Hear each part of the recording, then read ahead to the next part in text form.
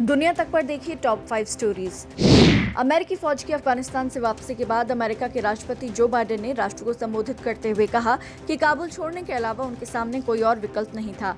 साथ ही बाइडेन ने कहा कि वो युद्ध को और लंबा नहीं खींचना चाहते थे। उन्होंने कहा कि अमेरिका का अफगानिस्तान का मिशन सफल रहा है। उधर ब्रिटेन ने कहा कि वो अफगानिस्तान में आईएसआईएस के आतंकी नेटवर्क पर हमला करने के लिए तैयार हैं। बीते दिनों पेंटागन ने खुलासा किया था कि अफगानिस्तान में इस वक्त करीब 2000 आईएसआईएस खुरासान के लड़ाके मौजूद हैं। अफगानिस्तान से अमेरिका की वापसी के बाद भारत ने तालिबान से पहली बार औपचारिक बातचीत शुरू कर दी है। भारत के विदेश मंत्रालय की ओर से जारी किए गए बयान में कहा गया कि मंगलवार को भारतीय राजदूत दीपक मित्तल ने कतर की राजधानी दोहा में तालिबान के राजनीतिक कार्यालय के प्रमुख शेर मोहम्मद अब्बास टेनेगज़ई से मुलाकात की।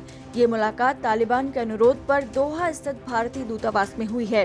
अमेरिकी विदेश मंत्री एंटनी ब्लिंकन ने कहा है कि अमेरिका कतर की राजधानी दोहा से ही अफगानिस्तान के मामलों को देखेगा और भारत भी अभी ऐसा ही करता दिख रहा है। संयुक्त राष्ट्र की सुरक्षा परिषद लगातार अफगानिस्तान की स्थिति पर नजर बनाए हुए है। अब यूएनएससी अफगानिस्तान में मदद देने वाले मिशन यूनामा के रिन्यूअल पर बात कर रही है। UN assistant mission in Afghanistan यूनामा का कार्यकाल 17 सितंबर को खत्म हो रहा है। इसके रिन्यूअल पर अब परिषद की बैठक होनी है। इस बैठक में यूनामा के अध्यक्ष देबोरा लियोन और अफगानिस्तान के सिविल सोसाइटी के लोगों के शामिल होने की उम्मीद है।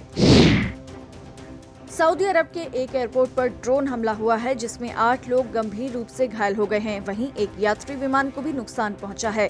सऊदी अरब की आधिकारिक मीडिया के मुताबिक यमन में यूती विद्रोहियों के खिलाफ जारी जंग के दौरान अब सऊदी अरब के एयरपोर्ट को निशाना बनाया गया है। यमन में हूती विद्रोही और सऊदी अरब की सेना के बीच युद्ध चल रहा है।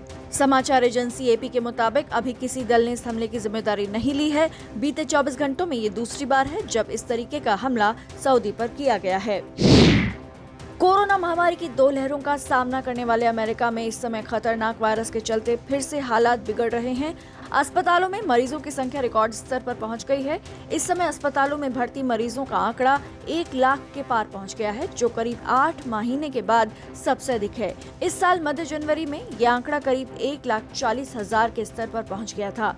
इसके बाद यूरोपीय संघ अमेरिका में कोरोना वायरस के मामलों की बढ़ोतरी के कारण अपने सदस्य देशों को वहां के यात्रियों पर पाबंदी लगाने की सिफारिश कर रहे हैं। इससे पहले 27 सदस्यीय यूरोपीय संघ ने अमेरिकी यात्रियों पर लगाई गई पाबंदी खत्म कर दी थी।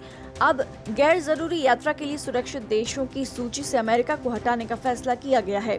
वहीं क्यूबा में चीन की कोरोना वैक्सीन साइनोफार्म को मंजूरी मिल गई है। देश में कोरोना के बढ़ते मामलों को देखते हुए सरकार ने ये फैसला किया है।